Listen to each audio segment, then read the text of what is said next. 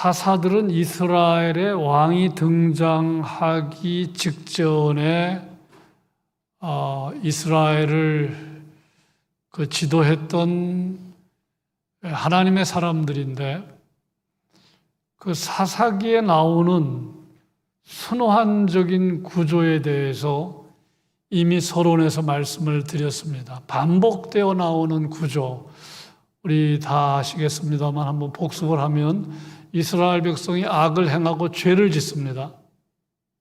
그러면 하나님의 징계가 따릅니다. 그러면 이스라엘이 하나님께 부르짖습니다. 하나님이 이스라엘을 구원합니다. 땅에 평화가 임합니다. 안타깝게 이 사이클이 반복되고 있다는 거예요. 반복되고 있다는 거예요.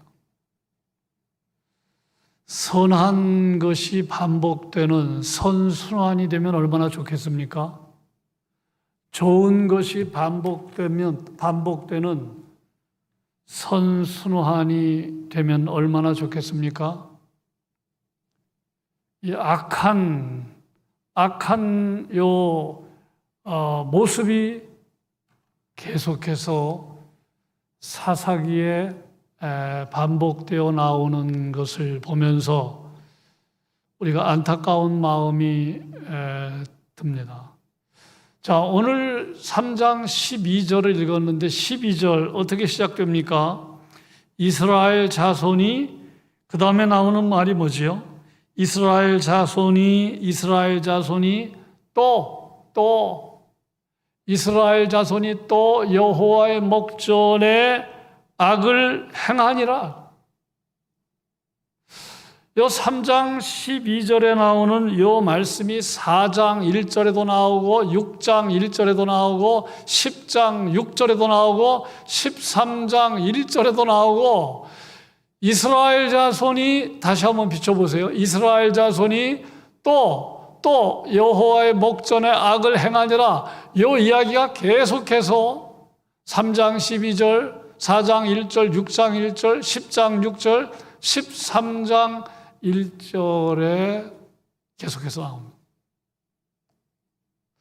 오늘 본문 앞에 나오는 내용은 이스라엘 자손이 악을 행하고 하나님을 떠나고 하나님을 잊어버리고 바알과 아세라를 섬깁니다. 하나님을 떠나고 다른 우상을 섬기는 것은 영적인 간음입니다.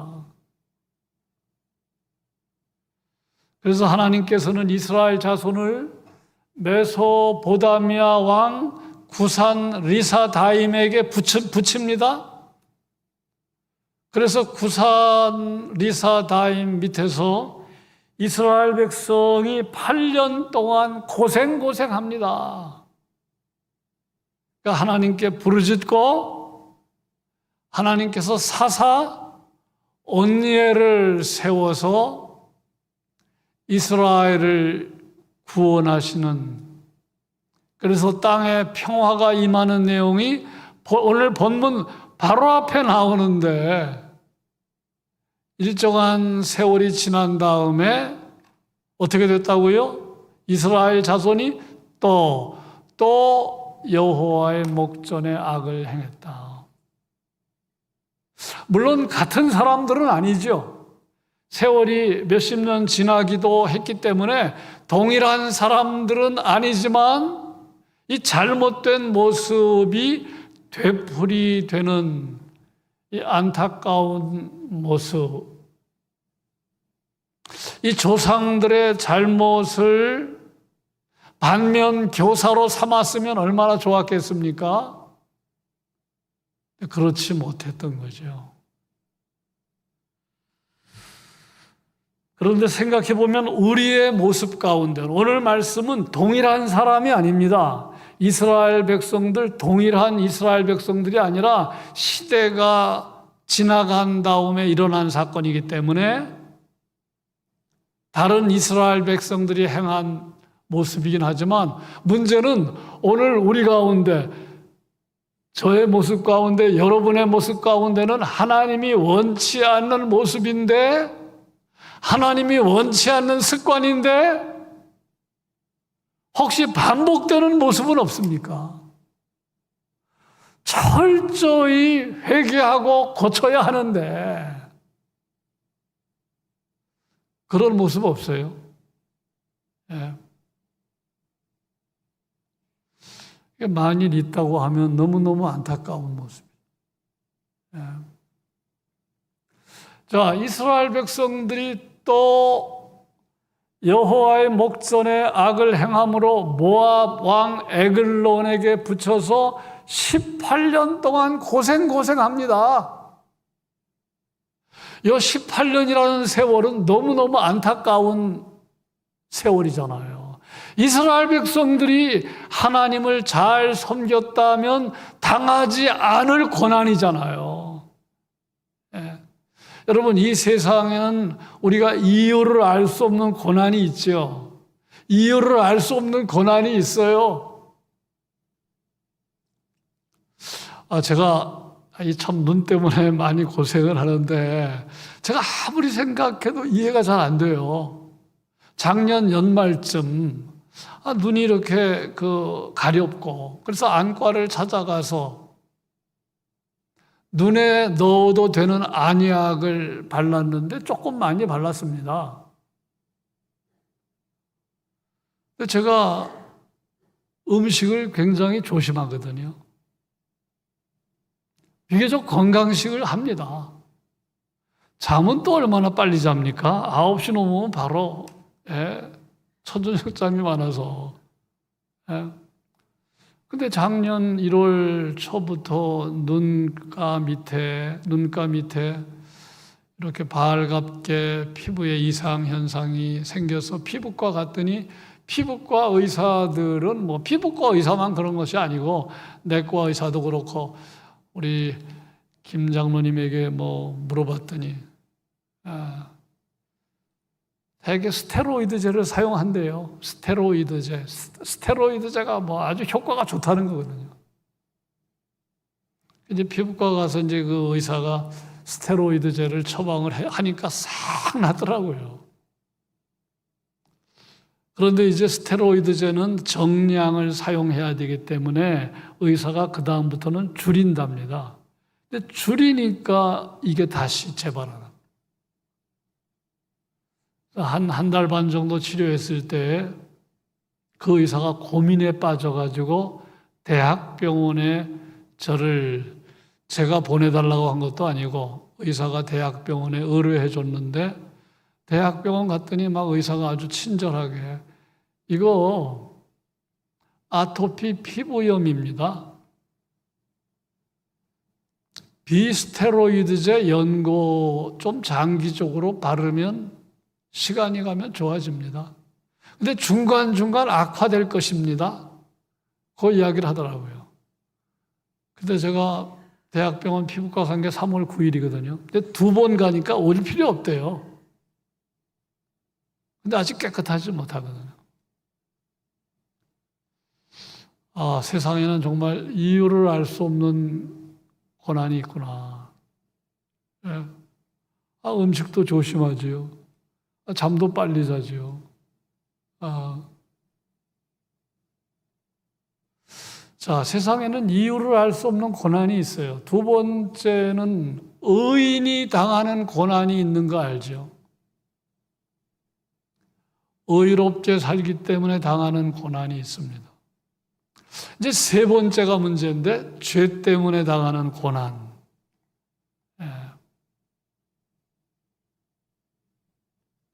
오늘 본문에 이스라엘 백성이 또 여호와의 목전에 악을 행하고 그래서 이스라엘 자손을 모압 왕 에글론에게 붙이는데 18년 동안 섬겼다. 그러니까 18년 동안 고생했다는 거예요. 공물을 바칩니다. 이방 왕의 다스림을 받습니다. 얼마나 고통의 세월입니까? 그러니까 우리에게 적용하자는 거예요. 여러분, 인생이 100세 시대라고 하더라도 짧게 느껴지잖아요. 참 의롭게 살고 선하게 살고 하나님의 뜻대로 살아도 참으로 아쉬운 세상인데 하나님 거역하고 악을 행하고 우상 섬기고 그러다가 고난을 당한다면 그 고난은 너무 안타까운 고난, 너무나 억울한 고난 아니겠습니까? 그 생각을 하게 되는 거예요. 여러분 오늘 말씀 보십시오. 14절 모압 왕 에글론을 18해 동안 섬기니라. 18년이 짧은 세월입니까? 얼마나 억울한 세월입니까? 근데 성경은 원인을 명확하게 짚어줍니다. 또 여호와의 목전에 악을 행했기 때문이다. 그래서 우리에게 적용해서 이유를 알 수 없는 고난은 어찌하겠습니까? 의를 행하다가 당하는 고난은 하나님께서 말씀하시기를 복이 있다고 그랬어요. 그건 복으로 여기고 감당하는 겁니다. 그러나 정말 억울한 고난, 피해야 할 고난은 신림동 흉기 난동 사건의 범죄자. 참 그 요새 그 끔찍한 사건의 범인들을 보면 참 이해가 안 가지요. 이제 그 결과는 뭐 무기징역일 수도 있고, 우리나라는 사형 집행 국가가 아니긴 하지만 사형 선고를 받을 수도 있는 거는 불을 보듯이 뻔한데 죄로 인한 대가가 엄청나다는 걸 아는데 그러니까 죄에 대해서 아주 담대한 마음, 죄에 대해서 아주 담대한 마음, 이거는 최악의 상태죠.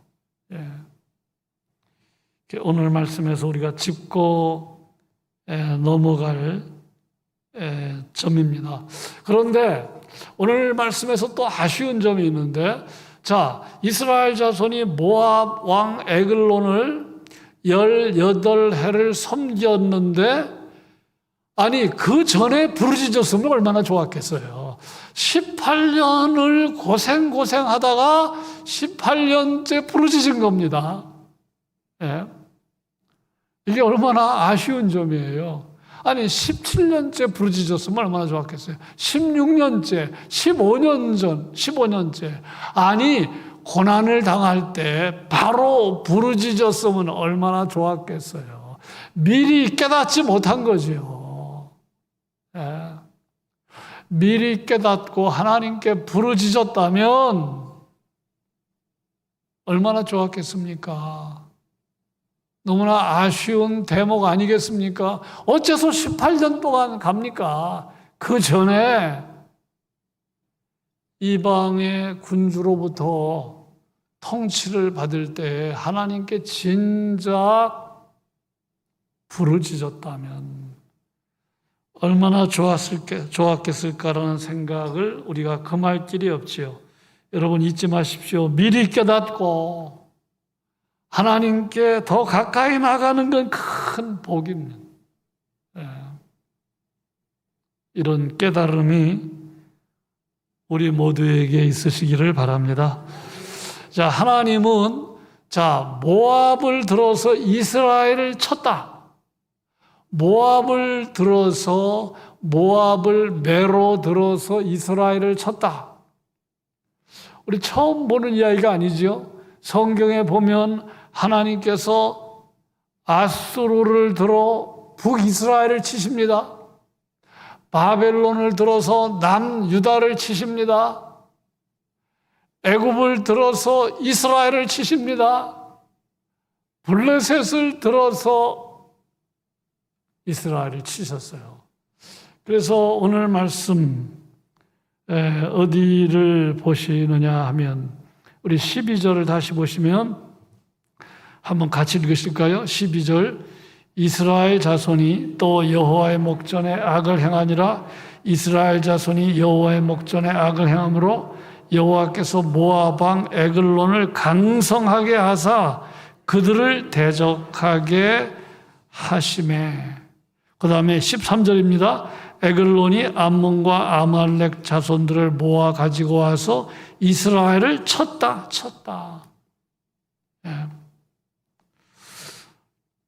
제가 이 부분을 묵상하다가 최악의 상황을 생각해 봤어요. 그것은 어떤 상황이냐면 하나님께서 북한을 들어 대한민국을 치시는 상황입니다. 최악의 상황이죠. 예. 이런 상황은 정말 일어나지 말아야 할 상황인데 성경을 보니까 모압을 들어 애굽을 치시는 겁니다. 모압을 강성하게 하셔서 이스라엘을 치셨다는 거예요. 그러니까 북한을 들어 대한민국을 치시는 상황은 최악의 상황인데 이런 상황을 피하려면 어떻게 해야 하겠습니까? 제가 윤석열 정부 힘에 의한 평화만을 고집하고 있는데 이건 성경적이 아닙니다. 시편 33편 16절 많은 군대로 구원 얻은 왕이 없다. 많은 군대로 구원 얻은 왕이 없다. 무슨 말입니까? 강력한 국방력은 필요하되 강력한 국방력으로 평화가 임하는 게 아니라는 거예요. 그래서 뭐 국방력 튼튼하게 하는 거 반대할 사람 누가 있겠습니까? 대한민국 국민들 가운데 그거 반대할 사람 있겠어요? 그러나 평화 통일에 대한 꿈은 포기하면 안 된다는 거예요. 대화와 협상을 포기하면 안 된다는 거예요. 긴장을 고조시키는 거는 피해야 된다는 거예요. 조금 걱정이 되는 겁니다.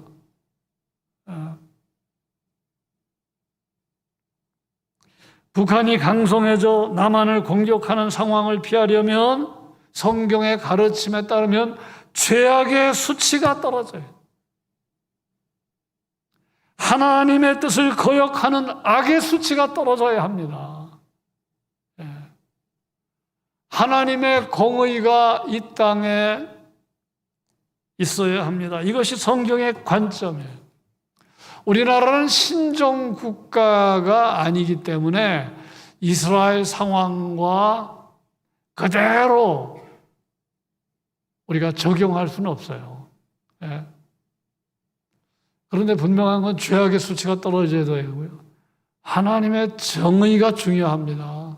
또 하나는 대한민국의 예수 믿는 사람들이 중요해요. 믿지 않는 사람들이 기대할 수 없어요. 정말 대한민국의 예수 믿는 사람이 제대로 믿어야 됩니다. 나라를 위해서 기도하고 세상의 소음과 빛이 되고 세상에 선한 영향력을 끼치고 이것이 우리가 할 수 있는 유일한 것입니다. 그런 점에서 지금 우리나라에 예수 믿는 사람들이 얼마나 많습니까? 근데 예수 믿는 사람들이 오히려 하나님을 실망시키는 거예요. 하나님을 욕되게 하는 거예요. 그래서 가장 먼저 회개해야 할 사람들은 대한민국의 그리스도인이다. 그런 말씀을 드릴 수가 있습니다. 자, 이스라엘이 모압, 에글론 밑에서 신음할 때 하나님은 이스라엘을 구원하시기로 작정하셨는데 하나님이 사용하신 사람이 오늘 본문에 나옵니다. 누굽니까? 에훗입니다. 에훗. 자, 오늘 말씀 보면 15절에 중간에 베냐민 사람 게라의 아들 왼손잡이 에훗. 근데 이 왼손잡이 에훗이라고 되어 있는데 원문의 뜻은 이렇습니다. 오른손을 쓰지 못하는 장애인이었다. 예. 오른손을 쓰지 못하는 장애인이었다. 그러면 오른손이 약점입니다. 왼손도 약점이죠. 여러분, 오른손에 장애가 있으면 왼손이 얼마나 힘들겠습니까? 그럼 오른손도 핸디캡이지만 왼손도 약점이지요. 약점입니다. 약점 투성이 인간입니다. 예. 그런데 하나님은 이스라엘을 구원하시기로 작정했는데 누구를 사용하셨느냐 하면 왼손잡이 에훗, 다시 말하면 장애인, 오른손 장애인 에훗을 사용하셨다는 거예요. 이것은 생각해 볼 만한 점이지요. 여러분, 이스라엘에 비장애인들이 얼마나 많았어요. 예? 왜 하필이면 장애인 에훗입니까? 예. 우리가 그것에 대해서 어떻게 말할 수 있을까요? 그 답은 첫째, 하나님의 주권입니다. 하나님의 주권. 예. 우리 주권이라는 말을 많이 듣는데 사전을 찾아보면 가장 중요한 권리, 국가의 의사를 결정하는 최고의 권력. 그런데 그런 뜻은 아니고요. 하나님의 주권이라는 말은 하나님이 모든 것을 할 수 있는 권한이 있다는. 하나님이 모든 것을 마음대로 할 수 있는 권한.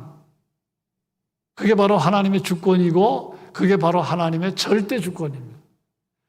그러니까 하나님은 당신이 원하시는 모든 것을 행하실 수 있는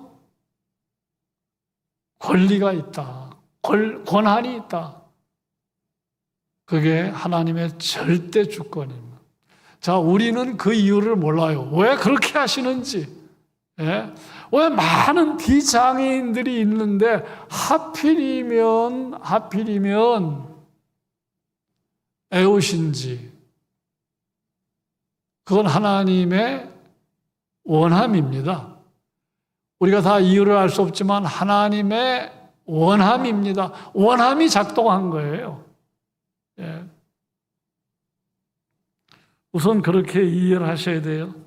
이 하나님의 절대 주권 사상은 장로교 창시자 깔뱅의 핵심 사상입니다. 예. 그래서 깔뱅은요, 옛날식 발음 칼빈, 요즘식 발음은 깔뱅인데요. 깔뱅의 신학 사상의 핵심은 깔뱅은 하나님의 절대 주권을 믿었다는 거예요. 우리가 다 이 깔뱅의 후예들인데요. 성경의 중요한 가르침이죠. 우리가 이해가 되지 않지만 자연과 역사와 개인에게 하나님이 원하시는 대로 행하시는. 그런데 다행인 게 뭡니까? 하나님은 이 세상에 폭압적인 그러한 독재자가 아니기 때문에 하나님께서 마음대로 한다고 해서 우리가 염려할 것은 전혀 없다는 거예요. 예. 자, 우선 에훗을 사용하신 이유를 첫 번째 그렇게 설명할 수 있고요. 두 번째는 틀림없이 그럴 만한 이유가 없었을까 찾아볼 수 있었습니다. 무엇이었을까요? 핸디캡 때문에, 장애라는 신체적인 장애 때문에 이 에훗이 불평하고 원망하면서 살았다면 하나님께서 사용했겠습니까? 우리가 동의할 수가 없어요. 그러니까 신체적인 장애가 있었지만 에훗은 그것 가지고 불평하고 원망했던 사람이 아니었음은 분명하다는 사실을 우리가 확인할 수가 있어요. 자, 에훗은요, 신체적인 장애가 있었지만 오른손이 약점이었죠. 근데 왼손도 약점이었는데 이 약점을 강점으로 바꾸어서 결국은 왼손잡이가 된 겁니다. 여러분, 왼손잡이가 되었다는 말은 약점 왼손을 강점으로 바뀐 거예요. 예. 그러니까 왼손을 얼마나 열심히 준비했는지 모릅니다. 예. 만일 오른손 장애 때문에 불평하고 원망해서 왼손을 사용하지 않았다면 왼손도 쓸 수 없는, 여러분 당장 오른손에 이상이 있으면 왼손 사용하기 어렵잖아요. 그 왼손 사용하려면 끊임없이 노력해야 돼요.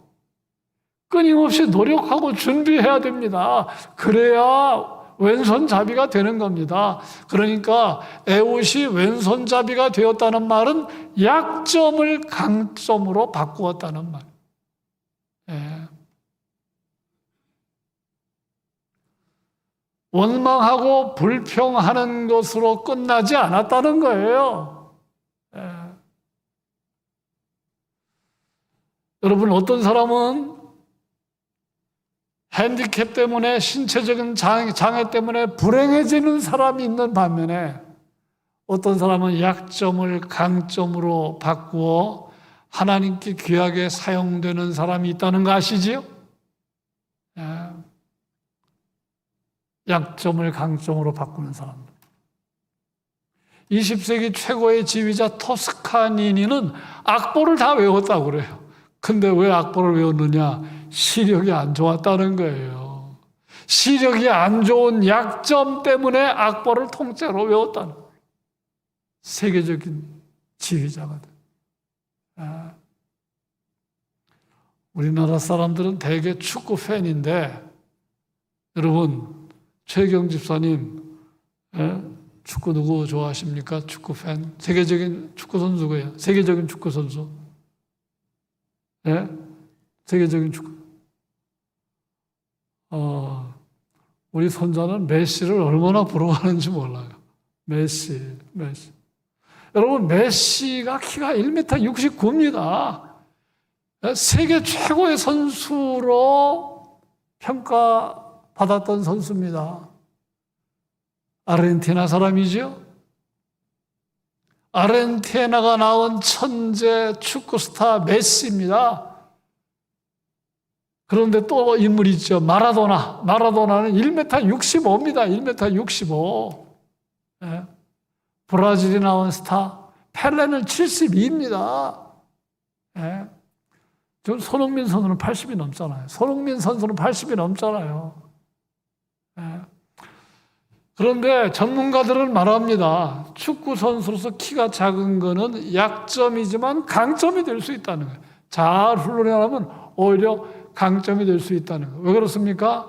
이 키가 작으면 무게중심이 내려가기 때문에 오히려 균형이 있어서 드리블에 유능하고 페인팅, 선수를 속이는 걸 말하는데 상대방 선수를 속이는 것에도 유능하고 드리블에도 유능하다는 거예요. 그래서 메시는 11살 때인가 성장 호르몬 이상이 있어가지고 병을 앓았는데 키가 안 컸는데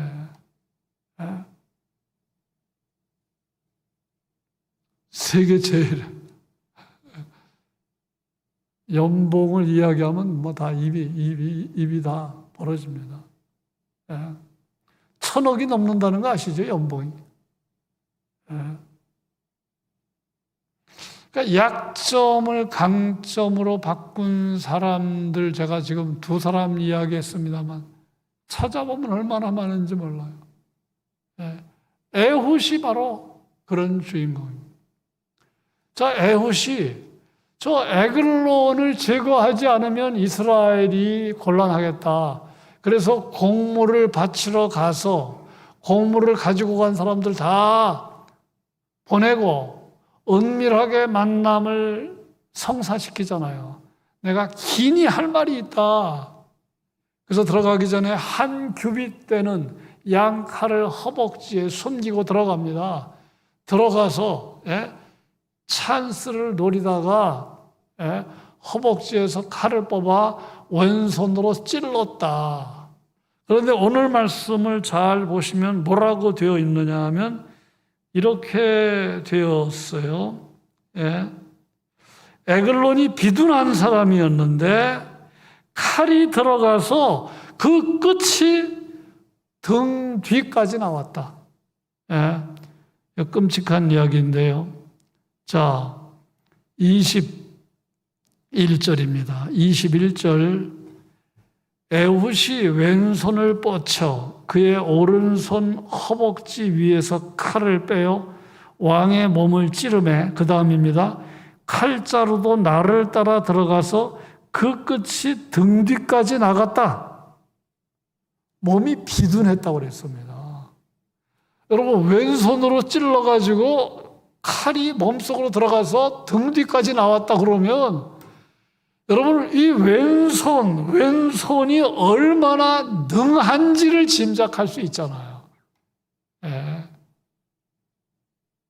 왼손 사용하는데 얼마나 능한지를 말하는 거예요.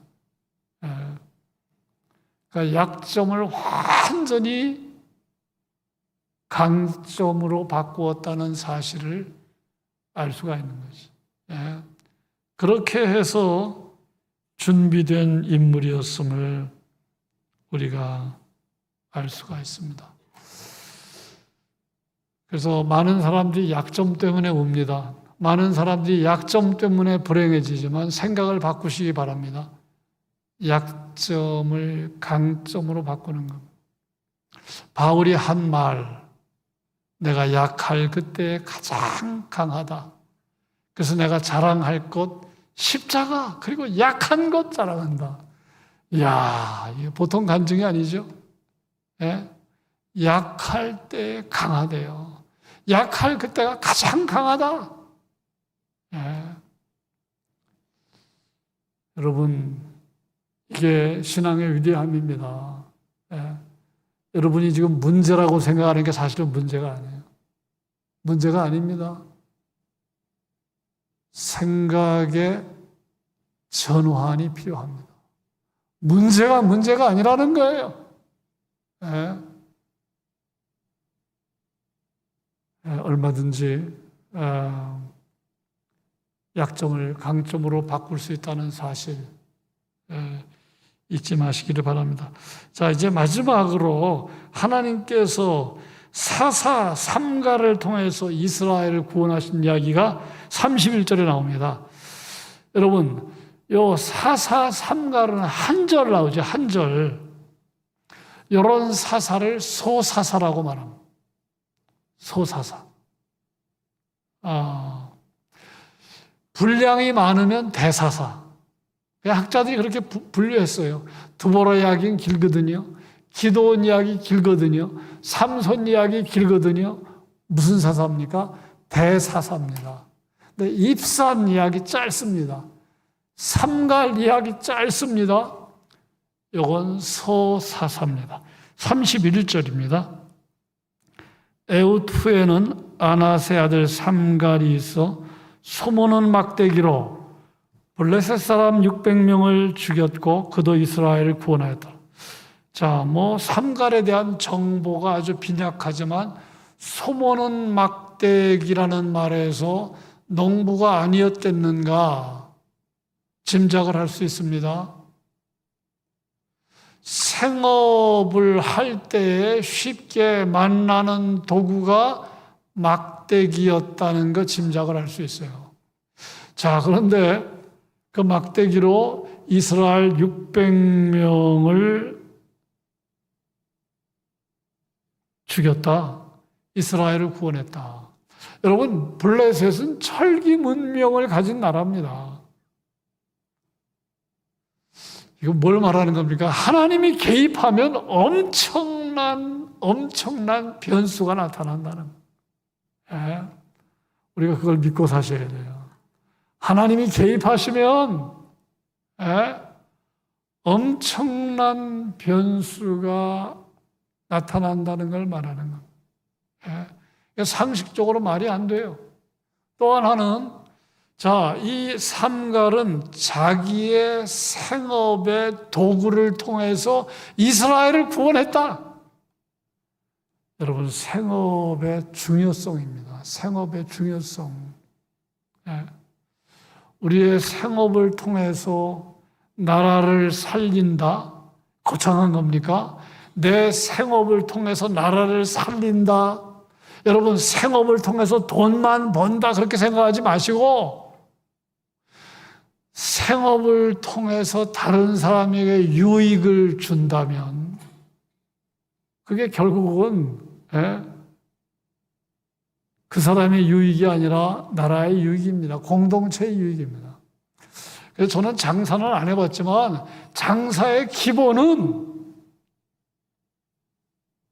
고객의 유익입니다. 제가 믿기는 그때 돈 번다고 저는 믿어요. 그런데 이 장사하는 사람들의 아마 90%는 고객을 통해서 내가 돈 벌려고 하거든요. 그러니까 고객을 속이고 고객을 이용해 먹잖아요. 이걸 일찍이 깨달은 사람이 이랜드그룹 박성수 회장의 어머니입니다. 박성수 회장은 어머니를 통해서 자수성가해서 재벌 그룹을 이룬 사람이에요. 핵심은 고객의 유익이 먼저라는 거예요. 내가 무엇을 하든지 장사를 해도 고객의 유익, 고객의 행복, 그게 여러분 거창하게 공동체의 유익이 안 되겠습니까? 요거를 깨달아야 되는데 많은 사람들이 요거 깨닫지 못하는 거예요. 그래서 생업을 통해서 나라를 구한 사람, 생업을 도구로 나라를 구한 사람, 삼갈. 삼갈에 대한 정보는 많이 있지만 우리가 오늘 31절을 통해서 배울 수 있는 교훈, 우리의 삶에 적용을 해요.